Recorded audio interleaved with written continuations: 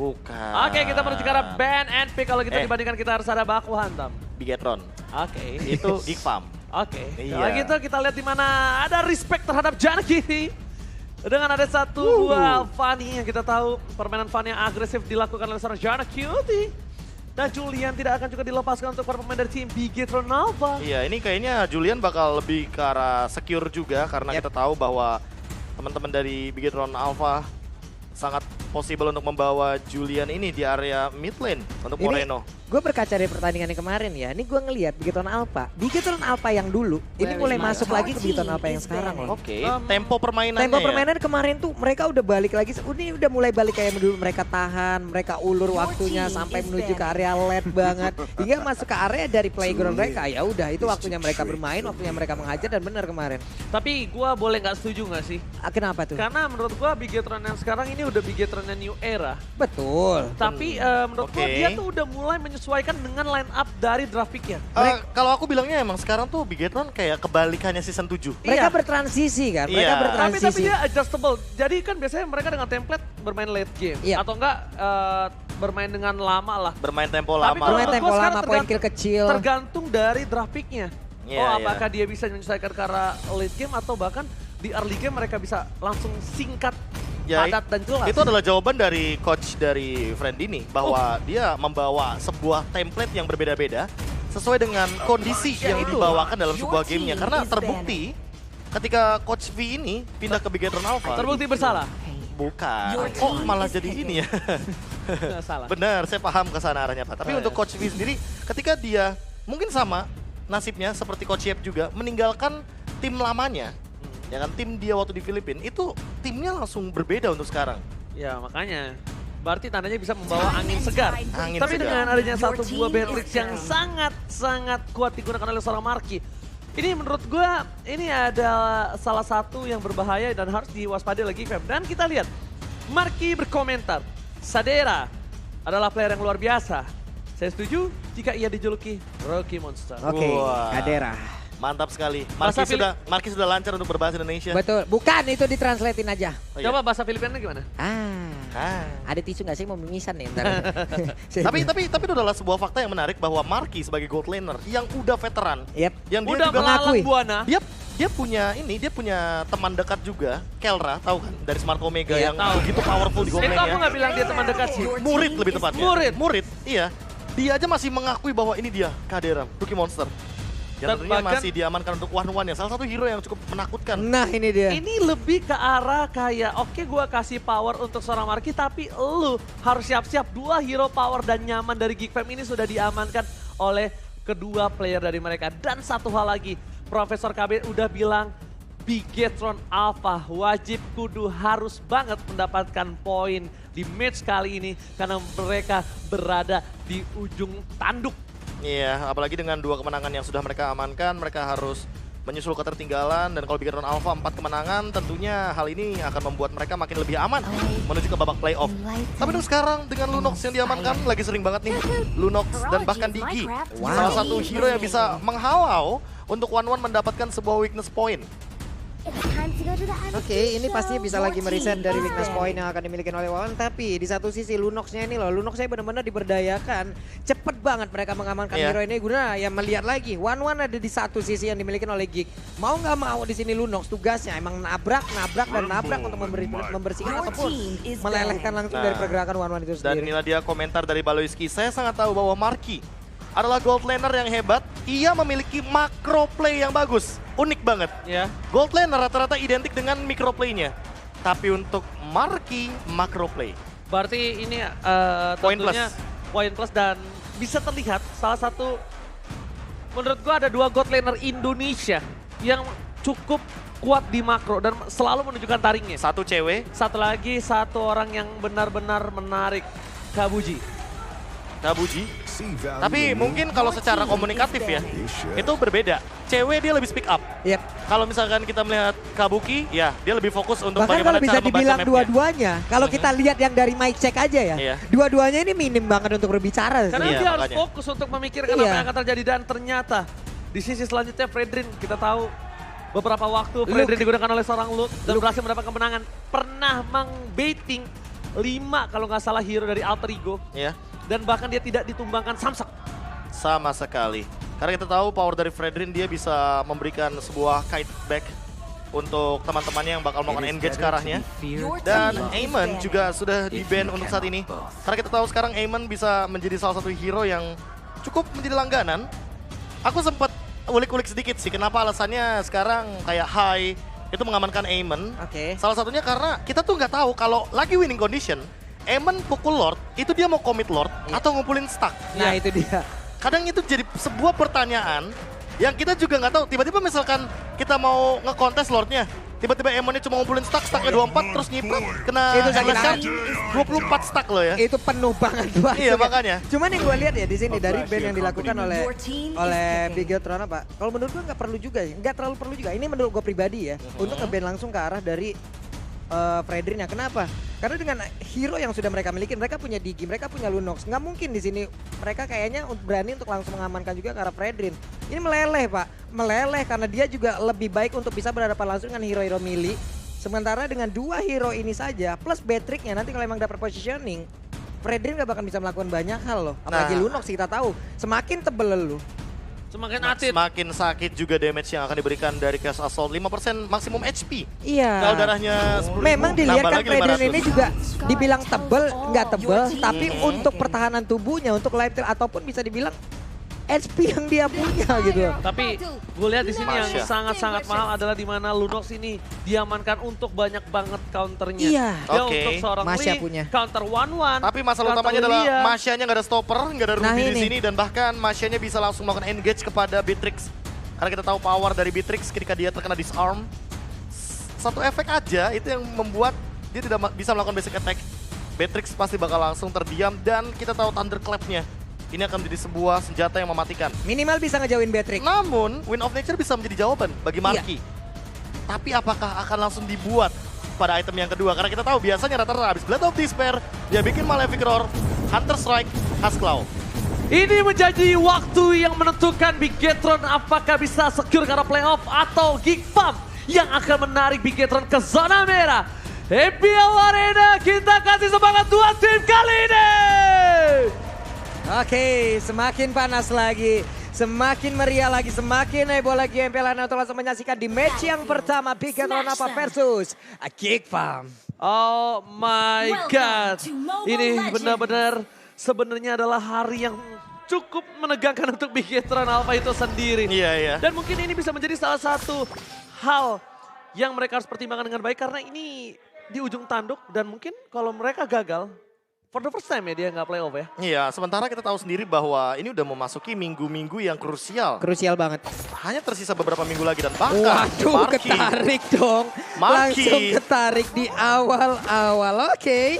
sebuah ucapan selamat pagi sepertinya dari Baloyski kepada Marky ya. Itu berarti happy morning ya. Happy morning. Oke, tapi lihat di sisi sebaliknya. Para pemain dari tim Geek Farm mereka benar-benar mengawal di arah bottom lane.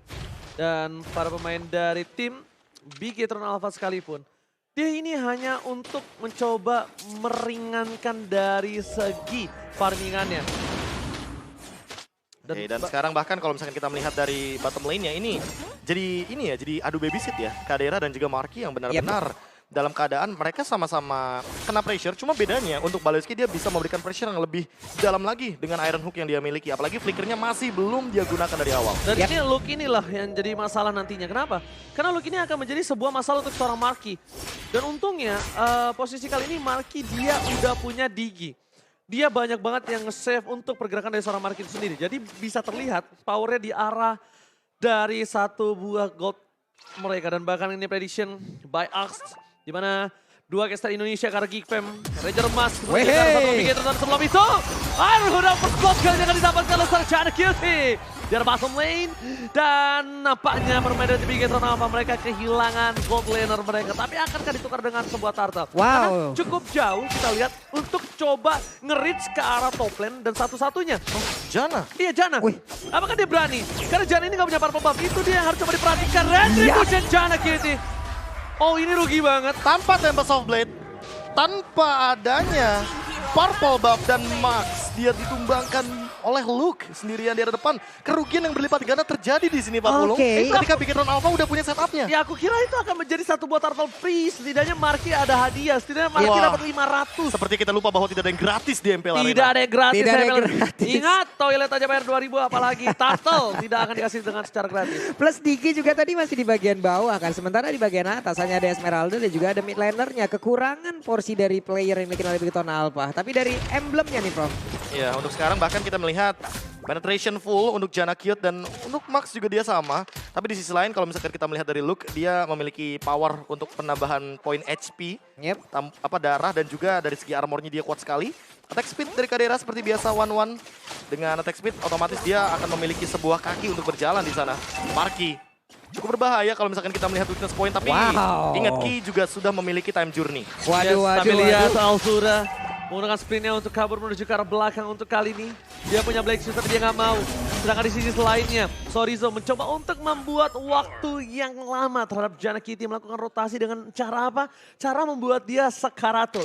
Posisinya walaupun dia punya satu buah buff turtle, tapi itu yang diinginkan oleh seorang Sorizo. Dan Marky di arah bottom lane, dia mencoba semaksimal mungkin untuk melakukan pushing dan plating dengan kondisi yang seadanya. Max nggak ada satu buah Phantom Extinction dan bahkan Max kali mencoba untuk menghindari, tidak ada lagi pointer Thunderclap yang sangat sakit membuat damage yang besar terhadap seorang Max. Ini dia problemnya di mana dari seorang Luke. Walaupun dia tidak memiliki damage yang besar, tapi impact Thunderclap-nya, Profesor. Iya, ditambah dengan slow effect-nya kan. Kita tahu Thunderclap itu ada slow effect-nya. Jadi Slow effect gagal channeling.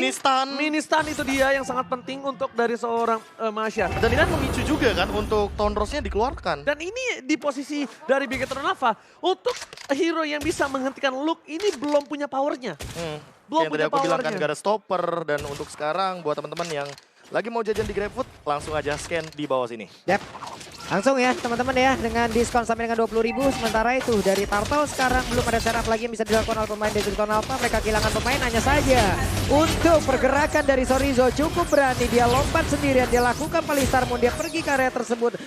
Dan sekarang bayaran yang harus dia keluarkan adalah satu sprint harus di pop up dan nanti di sana ada tim fight di area yang berbeda ataupun dia di push langsung.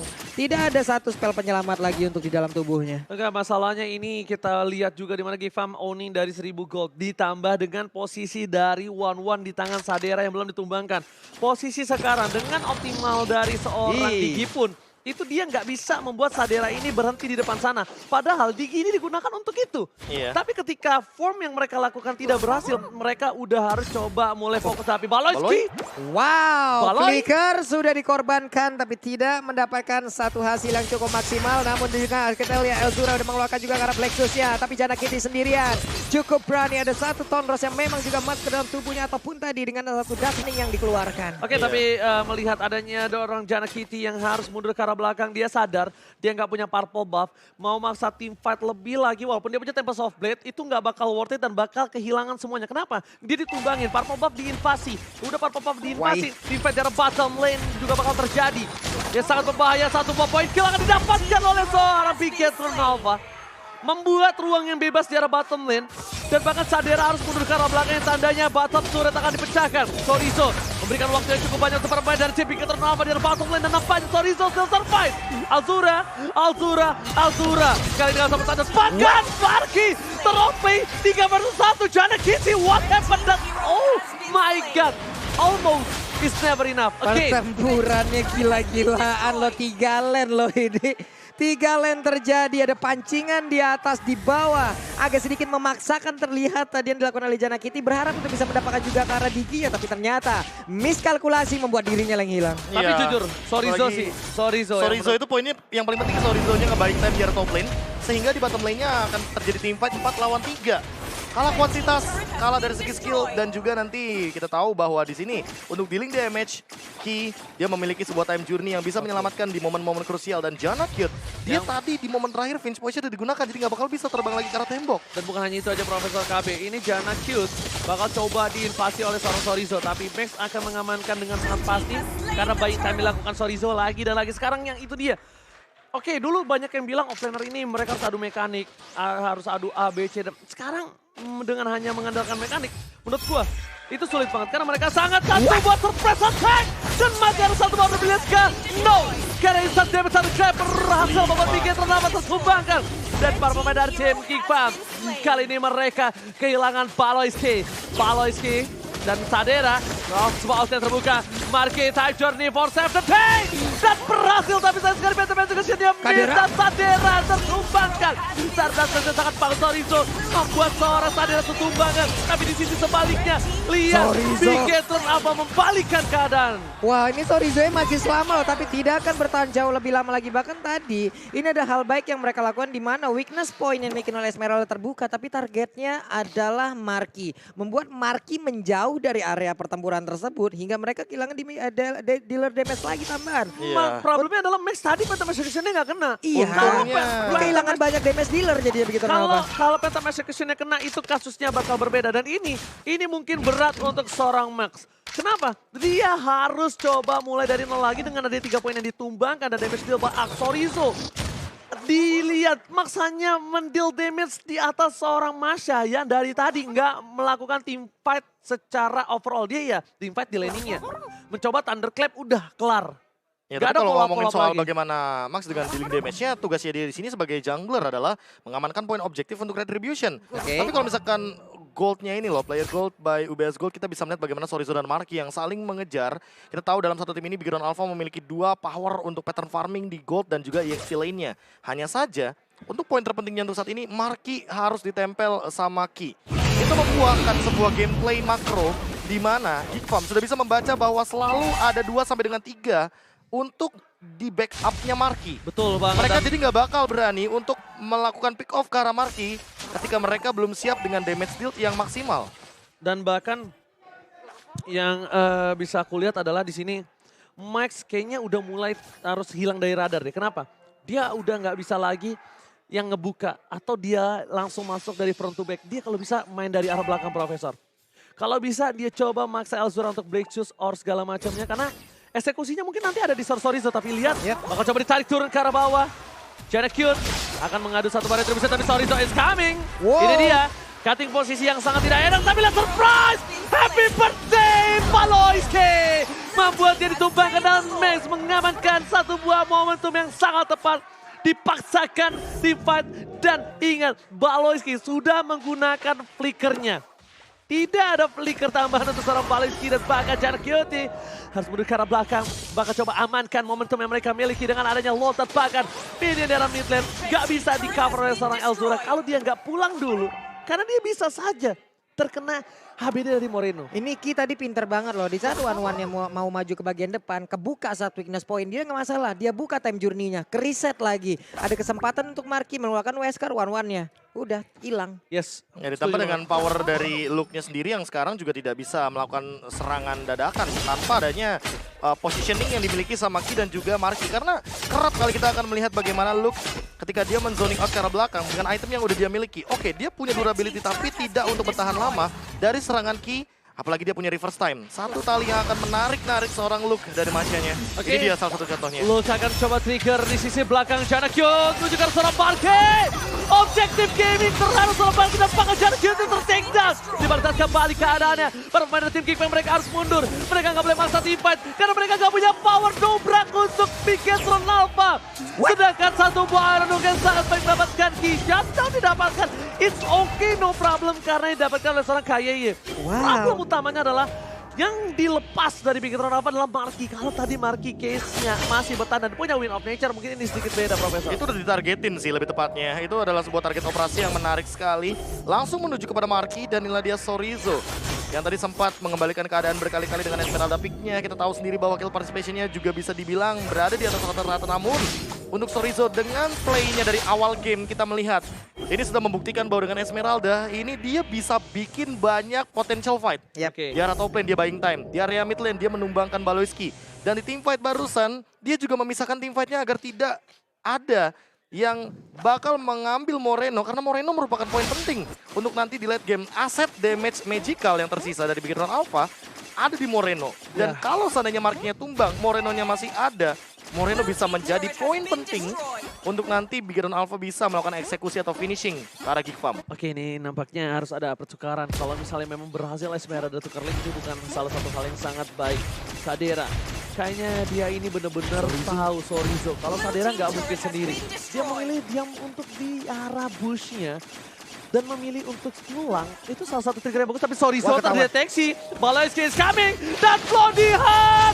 Terbuka, Marky mencoba untuk melakukan defensive. Tapi ternyata crossbow Olsen the winter for today. Kali ini mencoba menyelamatkan Sorizo. Sorizo berhasil diselamatkan. Tidak ada source skill dari tim Big Mom. Kali ini mereka harus kehilangan Elzura. Karena source skill mereka all in karena seorang Sorizo. Membuat mereka kehilangan power. Dan mereka nggak bisa teamfight di arah Lord. Ini menjadi kesempatan untuk seorang Max yang memiliki full power retribution.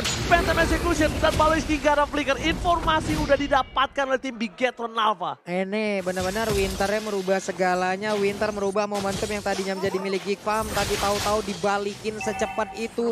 Semua source skill keluar, semua kemampuan mereka keluar. Tapi tidak hasil yang didapatkan. Malah mereka dibalikin untuk sekarang. Oke, Balois hombang kali ini. Chana Kyute. Satu Moreno King menjadi salah satu power yang harus disumbangkan. Tapi di sisi sebaliknya, Shadera tidak bisa menghentikan pergerakan dari Bigetron Alpha. Dan berhasil mendapatkan satu ball Lord yang terhormat. Crossbow Tank terbuka. Marky, informasi telah diberikan untuk mundur dibandingkan dia harus terkena imbasnya. Yang berbuat Sorizo yang terkena imbasnya dari seorang Marky. Dan Phantom Execution masih bisa menghindari seorang Luke. Thunderclap dikeluarkan tapi damage-nya masih belum cukup. Ya, poin plusnya di sini adalah Janakute mendapatkan Moreno tanpa adanya purple buff. Betul.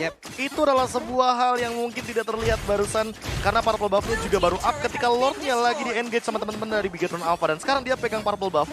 Luke juga ready banget dengan ult yang dia miliki. Kadera ini dia high ground defender-nya terlalu banyak dari Geek Farm karena Elzura juga clear untuk Lord-nya. Itu dalam hitungan detik. Dalam hitungan detik. Dan sekarang Geek Farm walaupun mereka melepaskan Lord-nya tapi mereka mendapatkan poin hero.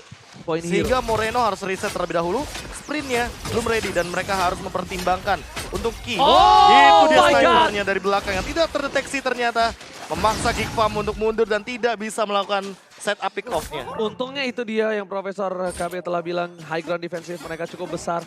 Bahkan dengan Lord yang sudah di-enhance itu masih belum mampu untuk mendobrak para permainan tim dari Geek Farm.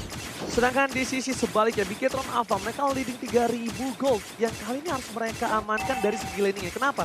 So far yang aku lihat, Janakute tahu dia posisinya tidak cukup baik. Jadi dia melakukan split push berkali-kali, mencoba untuk mendorong minionnya, baru coba team fight. Ya, masalah utamanya adalah Geek Farm ini punya banyak banget hero yang bisa ditinggalin sendirian. Sementara Bigetron Alpha itu dependent banget sama Ki dengan giginya. Sama team fight-nya. Karena memang untuk dari segi roamer, ini bukan roamer yang bisa nembus tembok. Ini bukan roamer yang benar-benar rotasinya cepat. Tapi Digi adalah tipikal hero untuk team fight. Anti-CC dia miliki. Tentu ini akan membantu Marky dan Moreno dalam memberikan dealing damage. Namun Sorizo yang akan menjaga laning jauhnya di arah bawah karena Lordnya di arah top lane. Lagi dan lagi. Ini sebuah keuntungan bagi Geek Farm sebenarnya. Karena kalau mau main split push, di sini powernya mereka ada di One dan juga ada di Masha. Dengan ngedorong lane di bawah ini akan menjadi poin plus. Namun untuk inilah dia Ki. Most hero picknya juga kita tahu sendiri bahwa hero-hero cover. Digi, Lolita, Atlas juga sempat dia gunakan. Apalagi dengan kita tahu sendiri juga dia asisnya itu rata-rata per gamenya sangat tinggi sekali. Oke, kalau gue lebih suka main ke 3-1-1 untuk Geek Farm. Mereka bermain Elzura, Sadera dan juga Baloy. Mereka ambil split push-nya 2. At least setidaknya mereka coba dorong lewatin sungai dengan adanya posisi yang diunggulkan. Kenapa? Ini dengan adanya Lord di atas mungkin akan ada team fight di arah bottom lane lagi. Karena satu-satunya mencoba untuk sedikit memberikan distraction dan bakal coba untuk mendorong yang tidak ada para pemain dari tim Bigetron Alpha ya di arah bottom lane. Dengan adanya owning yang dimiliki dari tim Bigetron Alpha, nggak mungkin mereka melepaskan Lord kali ini. Karena balik lagi sih, karena kan owning gold. Lordnya di atas soalnya. Ya poin plus yang dimiliki sama Geek Farm sekarang. Karena mereka punya power untuk melakukan split push ini. Yes, Masha-nya kalau Masha ada standby ini. menurut gue pribadi, Masha-nya tetap di arah bottom lane, tetap dorong. Tetap di situ. Karena apa? Rotasi Masha dan juga Esmeralda itu lebih cepat di arah Masha. Oke. Dan bahkan untuk late game ya. Untuk late game-nya, Thunderclap-nya bakal lebih sakit dan dia lebih sustain banget. Bisa kita bilang Esmeralda mungkin agak cukup terlambat untuk melakukan rotasi, tapi yang pasti Masha-nya ini bisa datang lebih cepat dibandingkan Esmeralda, tapi tergantung kasusnya. Sama pressure-nya juga sih, ke arah gold lane kan dia bisa Thunderclap langsung. Dan itu bisa memicu bagaimana Ki dengan time journey-nya. Ketika time journey udah digunakan, otomatis Baloyski dan juga Kadera akan lebih mudah untuk melakukan sebuah setup team fight. Ini baru juga sadar dan satu apati. pemain yang dimiliki oleh pemain Big Don Alpha ataupun Gitu sendiri nggak boleh terlalu maju. Kita tahu ada Flicker, ada Bloodhound, dan Bloodhound tidak bisa diamankan juga jika seandainya satu time journey. Itu juga harus digarisbawahi, tapi ternyata untuk kali ini kita lihat terbuka sudah. Hanya saja crossbow yang masih sempat ulang dikeluarkan dan Moreno menjadi korban pertama yang dibakar untuk KYE. Mau kabur ke bagian mana dan hilang sudah KYE. Oh my god, T5 berhasil didapatkan. Win of Nature telah dibuka dan bahkan Janet Cutie dalam depan sana. Looking for wipeout Sarizo. Karena lagi crossbow tapi lihat dari seorang Elzura melumpuhkan Esmeralda. Lord terbuka dengan sangat bebas. Geek Fam, satu buah pelatihan. Inisiasi dari Baloyski. Ternyata di follow up itu kuncinya adalah satu Profesor. Percaya. Karena apa? Sorizo, sosok paling tebal di posisi dari Bigetron Alpha, tapi bukan itu poinnya. Gimana caranya crossbow of tanknya dibuka terlebih dahulu? Karena aku sering bilang bahwa Franco ini adalah tipikal hero yang gak ada angin, gak ada hujan. Dia bisa melakukan setup teamfight. Dan itu adalah sebuah teamfight yang dipicu oleh satu sosok Baloyski dengan menggunakan ultimate secara paksa ke arah Sorizo. Sehingga terbukalah sebuah anti-CC power time journey yang digunakan. Dan itu langsung mengubah skema permainan yang tadinya oke, Bigetron Alpha nunggu, sabar-sabar. Sempet masalahnya crossbow tanknya. Betul. Iya. Ada dua. Pertama, Moreno dia nggak di posisi Order Brilliance. Gak ada Winter Truncheon juga untuk kali ini. Ya kan, baru ada. Karena kalau ada tadi dia udah dipakai. Baru Dan ada Winter. targetingnya Janakut dia langsung menuju kepada Moreno yang belum sempat untuk menggunakan Winter atau bahkan Order Brilliance-nya. Betul banget. Karena stuck di atas palanya itu ke arah yang darknya. Dari chaosnya, dari Iya, chaosnya. ke darkeningnya. Karena mereka akan melakukan ganking dengan owning yang mereka miliki. Dan satu buah lot langsung membalikan keadaan hingga 1.300 goldnya. Posisi dari seorang Elzura ini udah gak bisa ditumbangin sama seorang Dan Lancelot. Kalau dia masalah mau fokus ke arah utamanya, belakang. lihat Luke, dia Blade Armor. Jadi Marquis serba salah di sini. Walaupun dia udah punya Husklaw, tapi ketika nantinya Luke akan melakukan Thunderclap ke arah belakang, dan itu adalah Marquis, ini akan berbahaya. Dan 1v1 situation. Solo kill! Biar Soulblade, Geekbomb memecahkan satu buah base turret dan Janet Cutie akan coba memaksa dari sisi Soulblade. Geekbomb fokus ke arah base center akan dikeluarkan, Marquis mundur ke arah belakang dan Janet Cutie gak melihat apapun terjadi. Geekbomb akan mengamankan game yang pertama karena Luke gak melihat apapun. Luke cuma fokus ke arah base-nya. Geekbomb take the game. Dan kali ini Ruben tidak sendirian di dalam ruangan, ditemani oleh para